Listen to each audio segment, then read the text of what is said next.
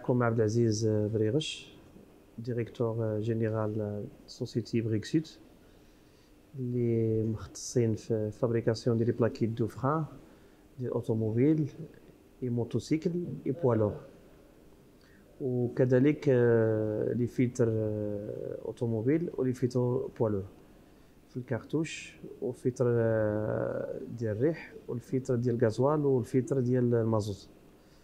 حنا سوسيتي بريكسيد بدات فابريكاسيون في 2014 في زون اندستريال سابينو، واشتغلنا من 2014 حتى 2019 في الفابريكاسيون ديال بلاكيت دو فران، هذيك الساعه غير في الفي ال بوحدها.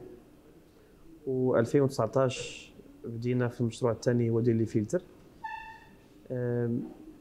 في 2019، واشتغلنا على البوالور في لي بلاكيت دو فران، واشتغلنا على موتوسيكل في 2022 في الاخر 2022.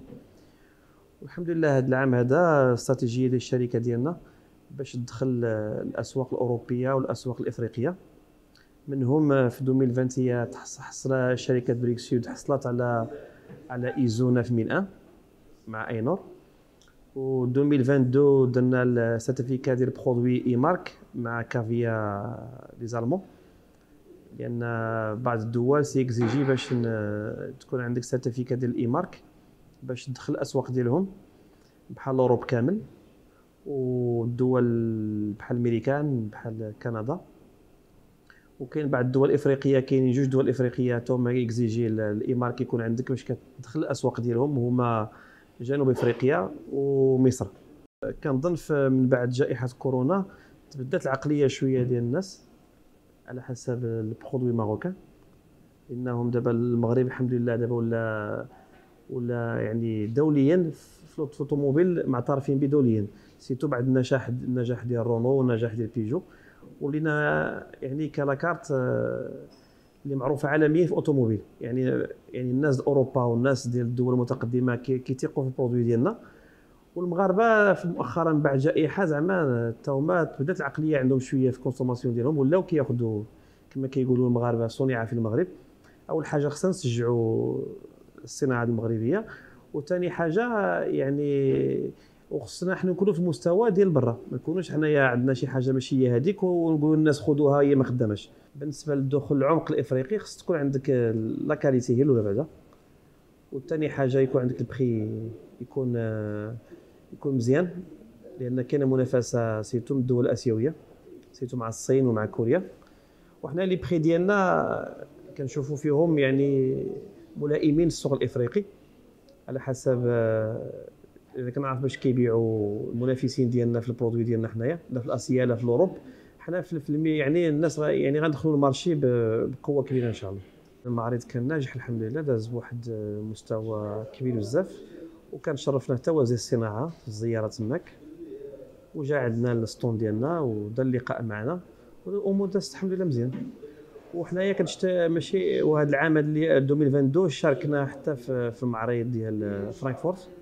هذا معرض من اكبر المعارض في العالم ديال الاوتوموبيل في المناف، وشاركنا في المواسيس في المعرض ديال اسطنبول، وشاركنا في الموا 12 في المعرض ديال دبي بالنسبه ل 2022. بالنسبه للسوق شويه كالم، ما كرهناش زعما يكون زعما الامور احسن، ولكن كنتقاتلوا الحمد لله، لان بزاف د الحوايج اللي في 2000 من الكوفيد لهنايا، كوفيد 19 لهنايا، وقعوا مسائل كبار شويه خارج على يعني على السيطره العالميه، منهم الغلاء ديال لي ماتير بروميير ديال المواد الخام اللي طلعوا بواحد الثمن اللي ديفيسيل بزاف، طلعوا بثمن يعني خيالي كما كيقولوا. وحنا كنحاولوا نتاقلموا مع هذا الشيء، هذا الوضعيه الجديده للعالم ماشي غير المغرب. بالنسبه يعني الاقتصاد العالمي نتمنوا يتعافى في اقرب وقت، لان المغرب داخل في المنظومه العالميه، ونتمنوا في 2024 و 2025 نخرجوا من الازمه اللي كنعيشوها دابا، لانها ازمه خانقه. بالنسبه للمبادره ديال وزاره الصناعه ما سمعناش شي حاجه اللي هي ما دارتها، زعما كاين مساعده وزاره الصناعه، ما كنكروش يعني المعاونه ديالهم المساعده ديالهم والالتفاته ديالهم ما كنكروهاش، ولكن بالنسبه لي طو في هذا العام طلعت 1%. شكرا لك.